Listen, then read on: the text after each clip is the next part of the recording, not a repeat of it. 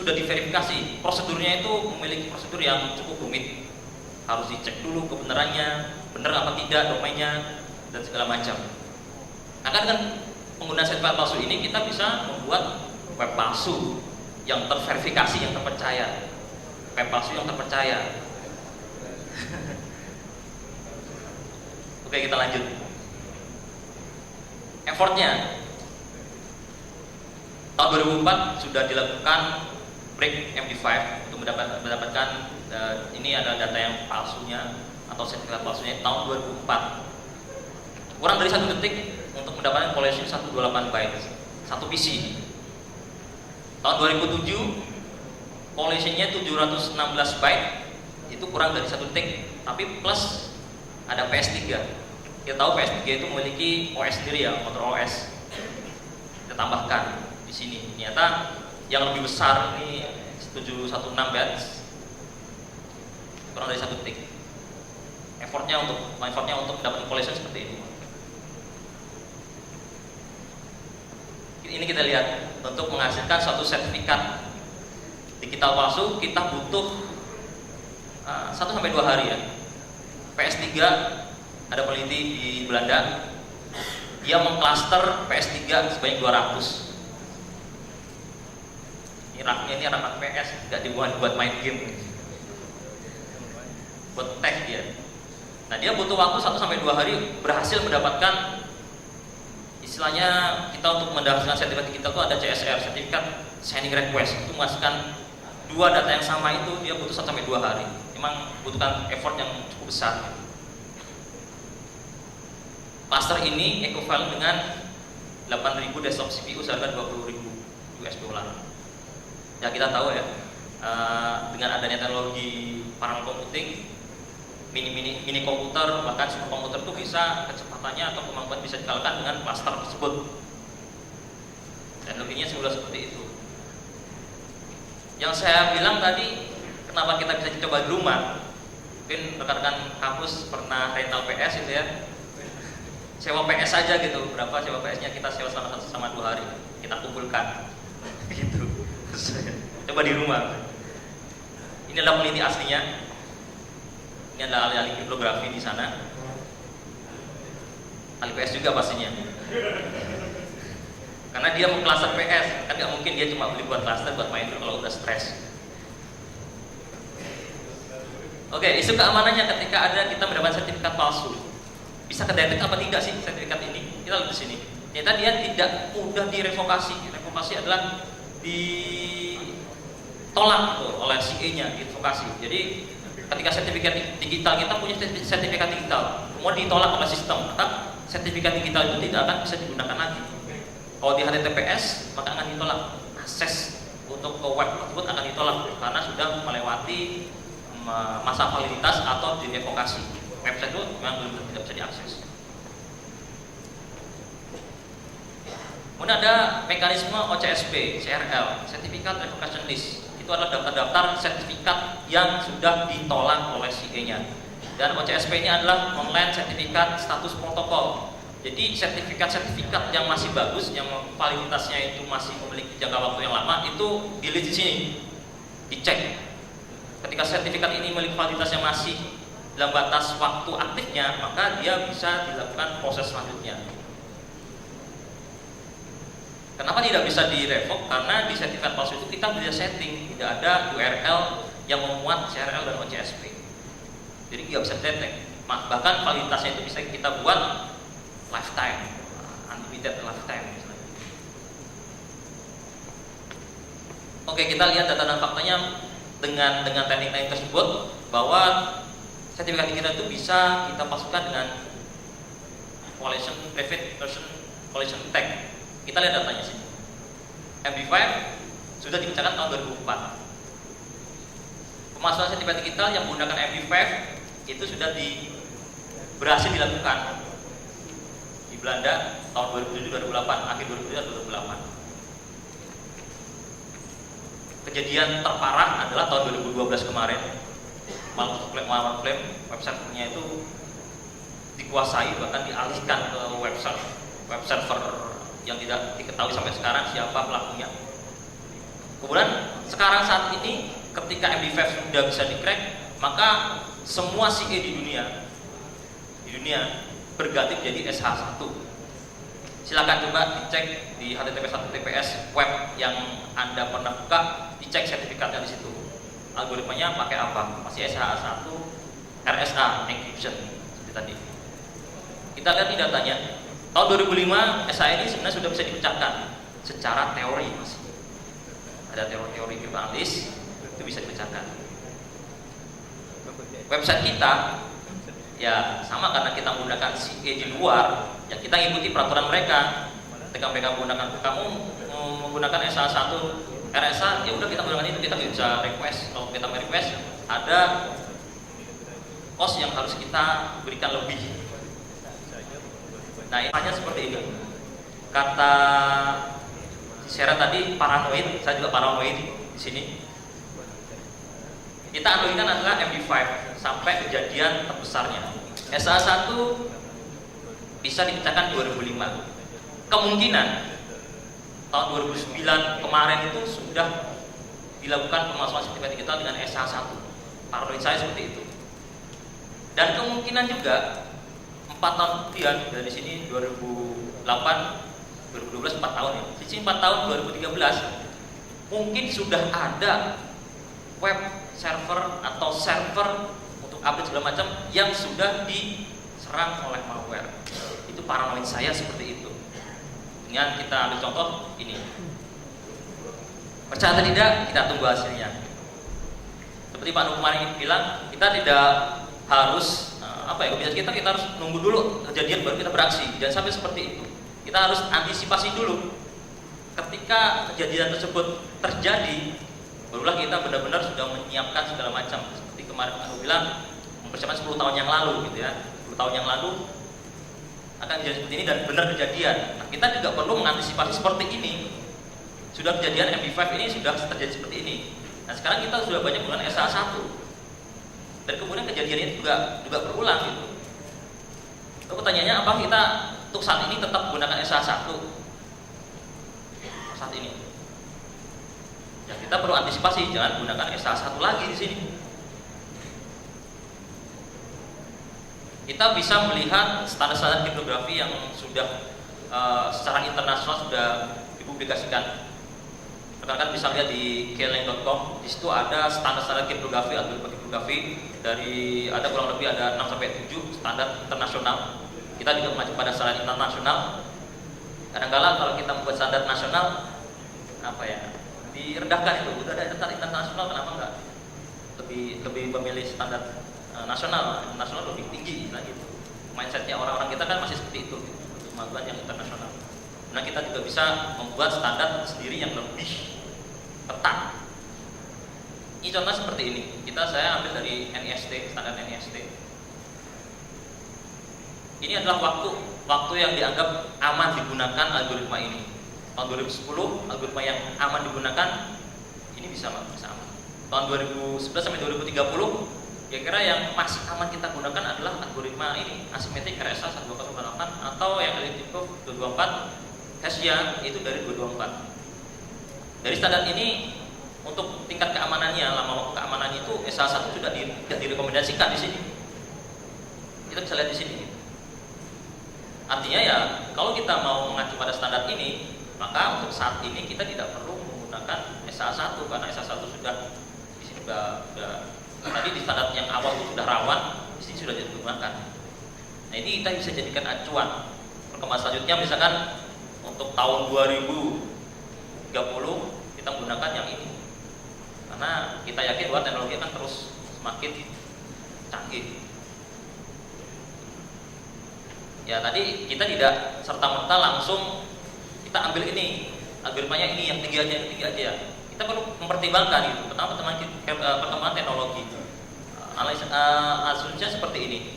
Ketika kita memiliki smart card yang akan kita tempelkan algoritma kriptografi, kita nggak mungkin memberikan RSA 2044 bit, sedangkan memorinya itu kecil, maka kita menggunakan ECC gitu ya, Letico.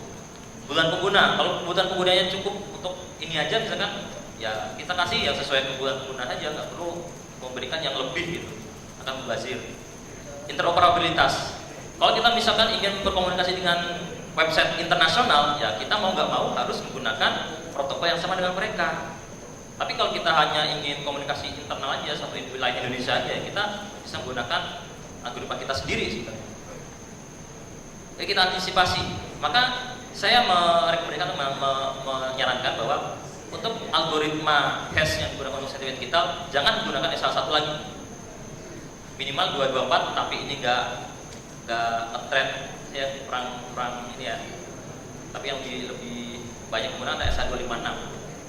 Atau kita menggunakan teknik kriptografi khusus, kita bisa membuat algoritma hash sendiri, algoritma enkripsi sendiri. Bisa membuat seperti itu, dengan uji-uji yang terstandarkan. Atau kita bisa membuat customized browser. Firefox itu bisa di-building sendiri. Kita bisa membatasi fitur-fiturnya gitu. Apabila ada root CA, sertifikat root CA atau sertifikat pengguna yang dirasa mencurigakan, langsung tolak. Kalau di Firefox kan masih ada add exception, ya exception.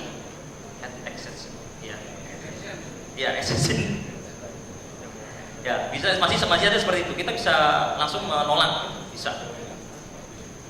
Untuk CA-nya sendiri sebagai penerbit sertifikat digital ya harus menggunakan algoritma yang lebih tinggi. Kebijakan untuk pengecekan OCP kita perketat. Untuk kita yang secara manual kita bisa memblacklist, kira-kira misalnya ini sertifikatnya mencurigakan nih, kita langsung blacklist aja di browser gitu. Antisipasi seperti itu. Ini adalah antisipasi dan kesimpulan dari paparan yang saya sampaikan. Mari kita diskusikan. Kalau ada pertanyaan, mari kita diskusikan bersama-sama dan memberikan manfaat pada kita semua. Terima kasih. Assalamualaikum warahmatullahi wabarakatuh.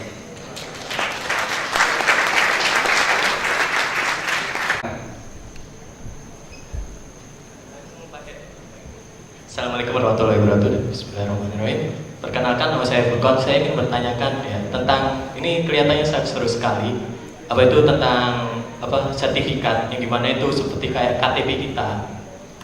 Gini Mas, yang saya menjadi pertanyaan adalah saya ingin mengetahui ciri-ciri seperti apa sertifikat palsu itu. Soalnya kita ingin menjelaskan untuk orang awam saja, kita terlalu sulit. Mungkin tadi bisa dilihat adalah tanda tangannya. Itu bisa dilihat. Apakah ada ciri-ciri lain? Soalnya kita kasih ya contoh analogi saja. KTP kita juga sudah ada yang palsu. Ketika orang awam dilihatkan KTP palsu, dia pun tidak bisa mengetahui apakah ini KTP palsu atau KTP asli. Oleh karena itu mungkin bisa dijelaskan apa sih ciri-ciri yang dikategorikan, oh ini sertifikat palsu, oh ini sertifikat asli. Mungkin seperti itu. Terima kasih. Bisa langsung Mas jawab? Oke, langsung jawab ya. Kita bisa ngecek dari daftar sertifikat yang sudah ada. Kita bisa lihat datanya. Kita lihat datanya. Misalnya tadi ada web, ada tanda kunci gitu. Tapi kita masih paranoid gitu. Ini benar nggak sih sertifikat asli atau enggak? Kita lihat data sertifikatnya sendiri. Pertama lihat root CA-nya. Bagus banget. Kita lihat root CA-nya. Saya lihat aja. Ya, paling atas. Di struktur.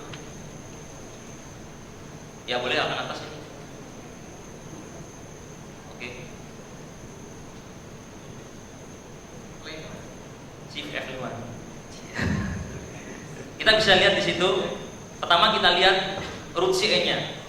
Root CA-nya itu sudah terdaftar apa belum? Cara mengetahui terdaftar apa belum adalah di browser itu sudah banyak terlist secara otomatis atas kerjasama vendor browser dan CA-nya itu sudah terdaftar situ. Kita lihat itu dulu. Ini. Nah, sini. Nah, sini. Ya. Ini adalah root CA-nya. Kita lihat di sini root CA-nya. Bener apa tidak gitu. Oh, ternyata Verisign ini kita udah populer nih ya, udah populer gitu. Kita lihat di bawahnya lagi. Oh, ini juga masih populer dan beberapa saya temukan di website-website yang lain. Wajar. Oke, kemudian ID bankingmandiri.co.id ini sudah juga terdaftar. Kita lihat dari sininya. Sama, oke sama. Artinya ini masih asli. Jadi kita cek pertama root CE-nya, sertifikat root CE-nya. Kemudian kita cek lagi di sini ada nama validitasnya. Wajarnya adalah validitas cuma 1 tahun. Wajarnya ada 1 tahun untuk level pengguna. Itu 1 tahun. Kalau misalnya level pengguna tapi validitasnya kok lebih dari 1 tahun sampai 5 tahun misalkan, itu tidak wajar. Jadi kita bisa ngecek dari situnya. Makanya saya sarankan untuk ketika mengakses suatu web, kita lihat sertifikatnya. Jangan ketika ada muncul add exception, kita klik langsung oke aja gitu. Jangan saya seperti itu. Ketika Bapak Ibu dan rekan kampus kalian mengetahui ada web yang ketika kita akses add exception, kita lihat sertifikatnya seperti itu, kita cek wajar apa tidak. Kira-kira seperti itu. Mudah-mudahan menjawabnya. Menjawab? Ya. Nama saya Robi Mangun. Yang pertama saya mau tanyakan tentang semakin tinggi level enkripsi yang kita pakai dalam satu SSL misalnya. Maka server itu akan mengalokasikan memori dan CPU-nya lebih besar untuk mengenkrip dan dekrip. Kira-kira solusinya bagaimana nih? Kalau saya pakai tadi yang paling tinggi berapa 15.000 bit gitu ya. Nanti servernya nggak berfungsi, malah sibuk enkrip dekrip terus gitu. Solusinya seperti apa? Terima kasih Pak. Kemudian yang kedua, Ya. saya nggak sependapat kalau masalah sertifikat itu dipalsukan gitu Pak. Jadi contohnya Bank Mandiri dipalsukan, ya nggak masalah menurut saya.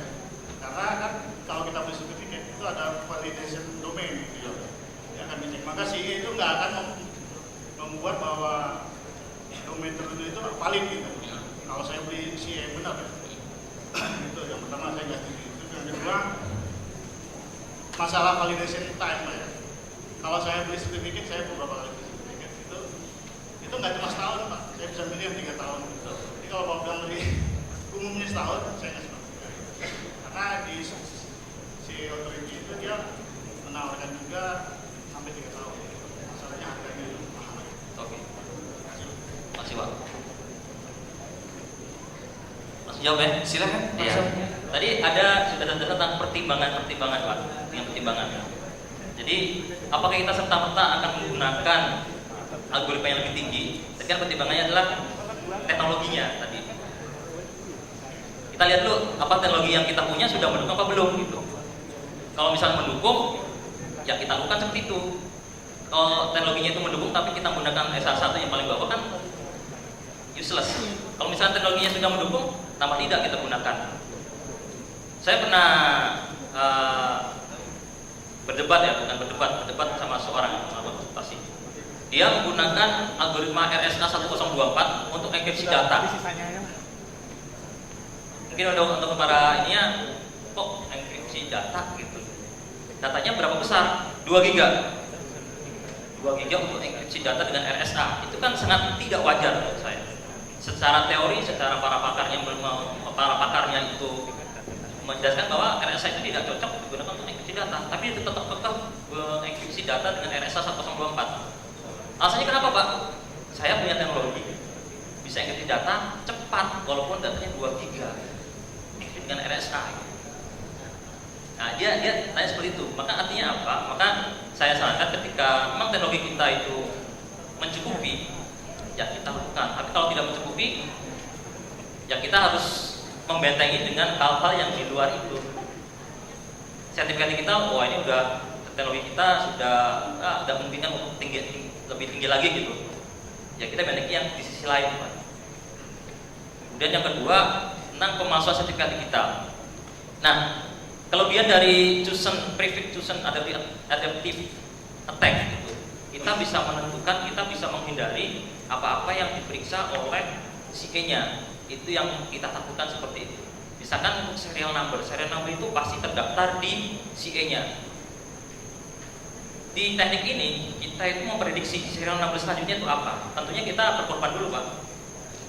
Untuk mengetahui serial number dari sertifikat digital, saya daftar dulu pastinya. Ketika saya dapat sertifikatnya, oh ternyata serial numbernya adalah nomor sekian. Terus kita lihat statistik dalam 1 hari misalkan CE ini sudah melakukan penerbitan sertifikat berapa kali. Nah kita menebak, oh kira-kira kita serial numbernya seperti ini. Nah itu kan nggak dicek juga gitu. Dengan tebakan-tebakan seperti itu, kemudian lagi kita bisa menentukan dengan penebakan itu, kan di sertifikat kan nama domainnya kan harus sama ya Pak ya, nama webnya dengan sertifikat tadi kan harus sama. Enggak. Nah kita sudah menyiapkan nama domainnya di web server itu, kita masukkan ke dalam sertifikat tersebut.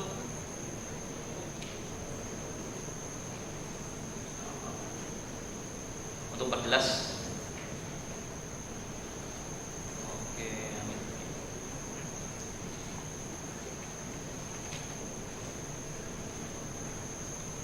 Nah ini. Di sini ini yang kita ajukan ke CA sebenarnya itu menggunakan data asli.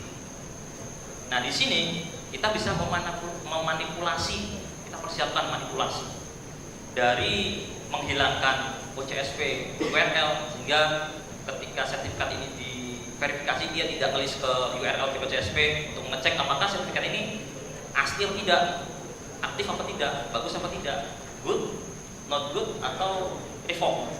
Ada 3 status. Domainnya, nama domain juga kita buka di sini Pak. Makanya dengan teknik ini, jadi tidak sembarang teknik bisa digunakan. Dengan teknik ini itu bisa dimungkinkan, bisa dilakukan, dan itu sudah terbukti pada tahun 2007 untuk MD5. CA-nya itu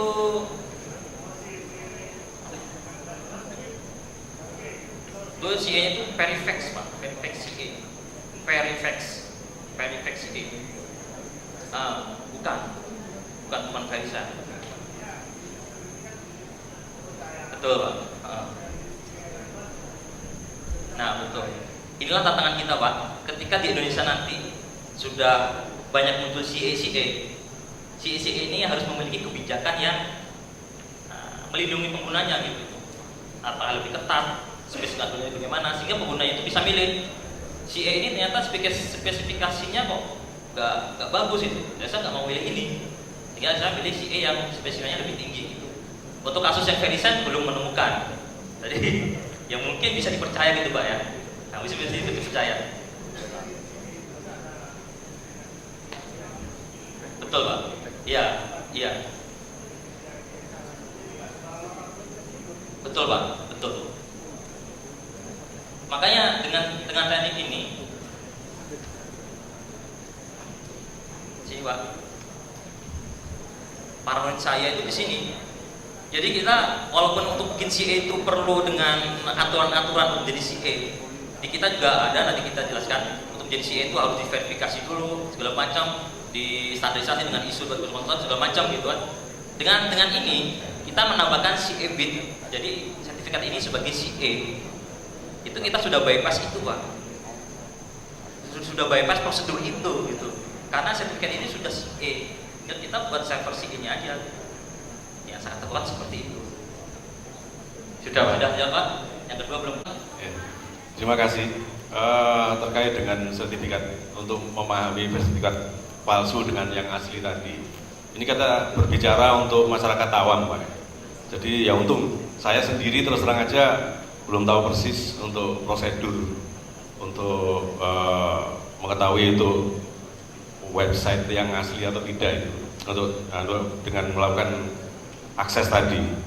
Tapi paling tidak kan begini, untuk khusus apa nggak tahu ya nanti ini apakah untuk yang saya tujukan untuk Kominfo atau untuk apa terkait dengan Undang-Undang Perlindungan Konsumen, terutama untuk yang terkait dengan yang ada di Indonesia Go ID ya, untuk transaksi internet banking saja. Jadi apakah nggak ada regulasi ya untuk melindungi konsumen? Jadi sehingga ada semacam proteksi untuk konsumen. Jadi ketika dia meregister untuk ke perbankan internet banking misalnya, ada semacam manual booknya yang itu perlu disosialisasikan gitu bagi nasabah.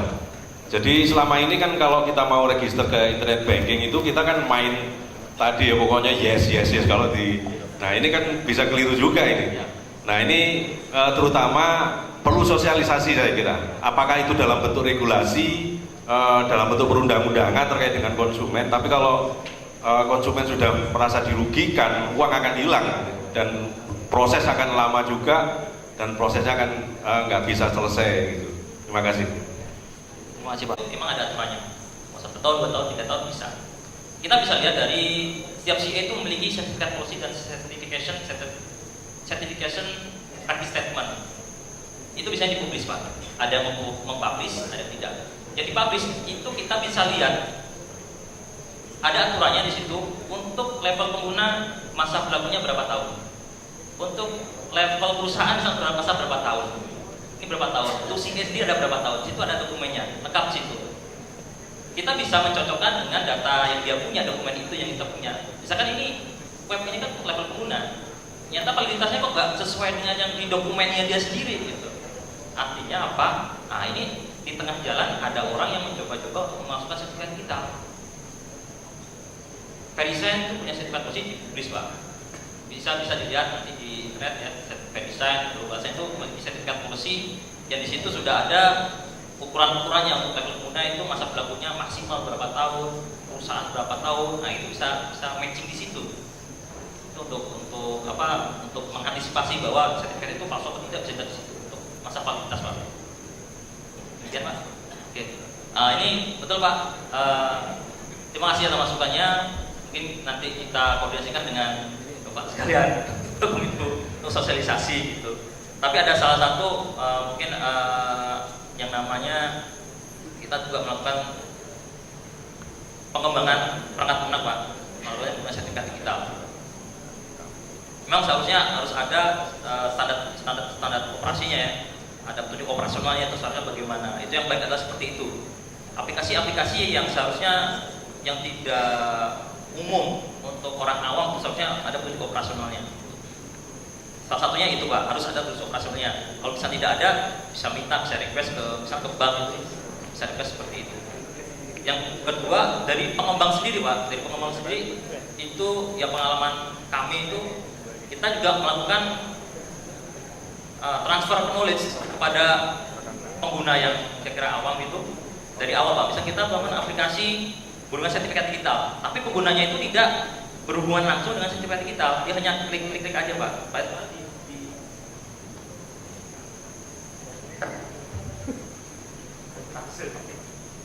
Padahal di belakang aplikasinya itu sudah ada proses sertifikasinya. Nah, ketika pada tahap itu kita sudah menjelaskan sertifikat kita untuk apa. Ketika mereka sudah mengerti, barulah aplikasi itu di-upgrade, mulai langsung berhubungan langsung dengan penggunanya langsung itu Pak. Sertifikat itu untuk apa? Harus masukkan sertifikat digital. Misalnya sertifikat digital itu dimasukkan dalam smart card-nya diapain? Itu mulai berkembang tahap sampai akhirnya masyarakat itu sudah melek IT Pak. Udah mulai benar-benar ngerti dengan sertifikat digital. Kira-kira seperti itu Pak. Cukup Pak? Oke, terima kasih buat Mas Eko ya. Tepuk tangannya dulu dong. Nanti di diskusi panel nanti akan ada pembahasan juga mengenai sertifikat digital. Jadi mungkin ada yang pengen tahu dan pengen membahas lebih lanjut lagi, nanti dibahas ya di diskusi panel nanti sore.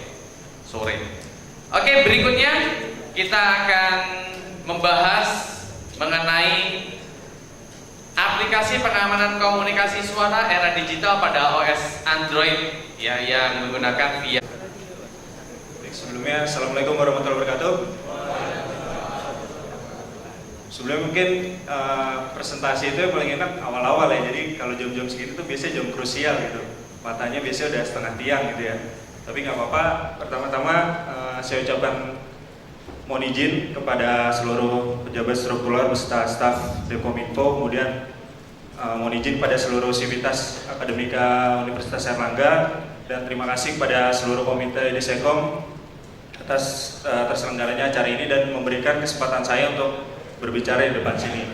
Kemudian mohon izin juga dan terima kasih serta saya appreciate pada rekan-rekan yang datang di sini hari ini gitu, karena sekarang kan hari Minggu gitu ya. Biasanya kalau hari Minggu tuh waktunya nyantai gitu, waktunya olahraga. Tapi rekan-rekan bersedia datang di sini. Semoga rekan-rekan datang sini nggak percuma, bisa dapat tambahan pengetahuan dan ilmunya bisa berguna di kesempatan yang akan datang gitu. Kita berikan applause dulu buat teman-teman ya. Oke, mungkin untuk persingkat waktu langsung saja saya akan presentasikan paper saya mengenai CyberTooth VoIP, aplikasi pengamanan komunikasi suara era digital pada OS Android. Ini moto saya, simple dan secure gitu. Oke, yang di bawah adalah lambangnya, mungkin bisa kita bahas nanti. Next.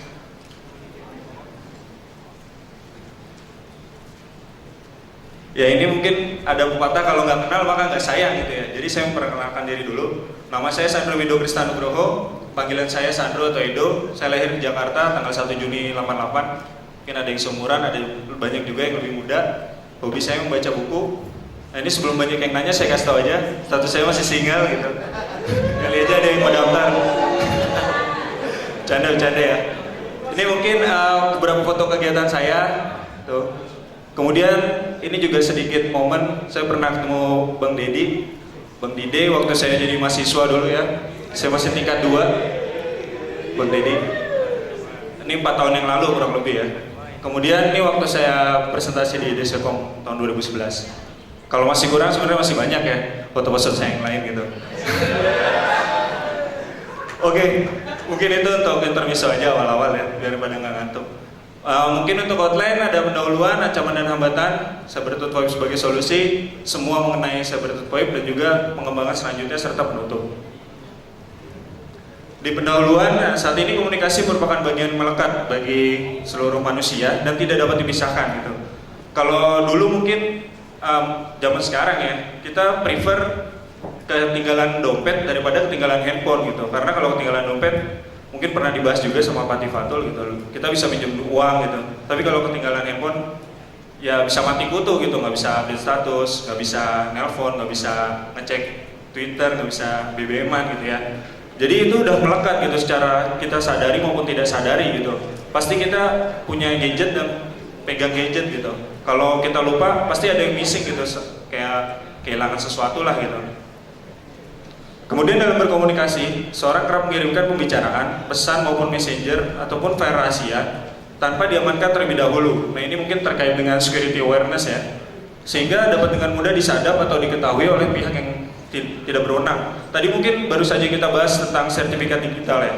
Nah, sekarang saya mau coba memperlihatkan bagaimana penyerangan dengan spoofing dan sniffing itu menggunakan sertifikat palsu.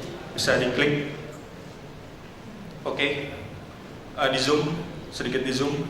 Nah, ini saya menggunakan sertifikat palsu. Awalnya saya nggak percaya gitu, masa sih kita bisa hacking gitu ya? Hacking itu susah nggak sih? Ternyata nggak terlalu susah gitu. Ini saya menggunakan software backtrack.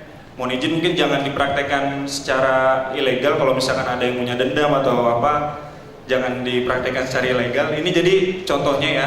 Ini ada username-nya, ini password-nya, ini masih berlaku. Saya belum rubah-rubah. Sini saya coba masuk ke Yahoo.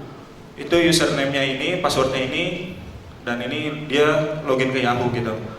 Ini dengan mudahnya saya tanpa pengetahuan hacking dengan menggunakan tools backtrack, saya mampu melakukan ini gitu. Ini coba aja kalau saya bayangkan saya nyalain backtrack di Universitas Airlangga dan rekan-rekan connect ke kayak tadi Bank Mandiri gitu. Saya bisa dapat minimal saya tahu jumlah rekening rekan-rekan gitu. Coba gambarnya di next ini, yang tadi. Iya, di zoom. Nah, ini mungkin salah satu contohnya ya. Awalnya saya nggak percaya gitu, hacking kayaknya susah, sertifikat digital palsu itu kayak gimana, dan itu implementasinya susah. Ternyata gampang. Awalnya memang saya nyalain backtracknya gitu ya, terus saya programnya saya nyalakan. Kemudian awalnya saya tungguin 1 jam, saya tungguin gitu kan, sampai mata merah juga, terus nggak terjadi apa-apa gitu. Akhirnya sampai saya putuskan untuk saya tinggal, tapi tetap saya nyalain. Dan ternyata setelah jam pulang kantor itu sekitar pukul 4, saya balik lagi ternyata ada yang kena. Dan ini kebetulan senior di kantor gitu, namanya Yola Everyday. Ini emailnya sedang passwordnya, dia mau masuk ke Facebook gitu. Coba bisa di next gambarnya ya, di zoom. Nah, ini sebenarnya ini ya passwordnya, ini Facebook _2. Nah, ini saya bisa dengan mudah mendapatkan passwordnya dia gitu, dengan melakukan sniffing spoofing dengan menggunakan sertifikat digital palsu. Seperti itu ya. Jadi begitu mudahnya melakukan penipuan dengan sertifikat digital palsu. Oke, di close gambarnya. Mungkin itu sedikit ini aja buat men-trigger kita gitu, bahwa security awareness itu penting gitu. dan itu harus kita tingkatkan. Next, sorry. Ini adalah kebutuhan akan keamanan informasi. Jadi zaman dahulu keamanan informasi itu erat kaitannya dengan pertahanan dan keamanan negara ya. Mungkin bisa dilihat, buka linknya. Sini kita kasih lihat film di yang teks 1 ya. Ntar digedein. Ini bukan film porno ya, awalnya emang begini. Ya, mungkin sedikit tahu ini film apa.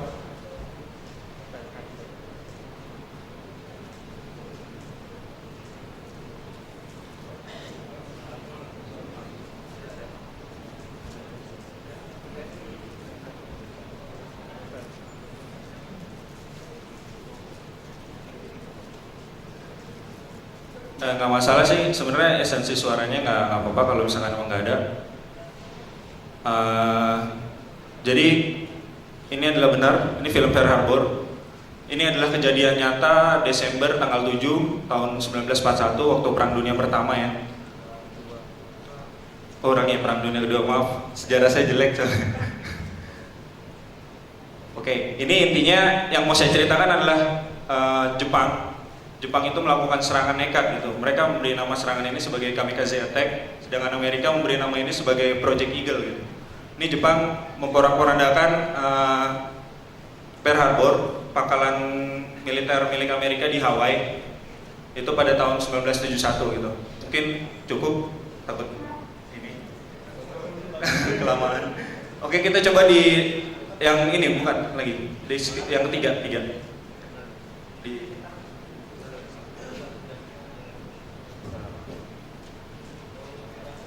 Oke, 1:20. Oke, jadi ini efeknya ya, luar biasa sekali ya.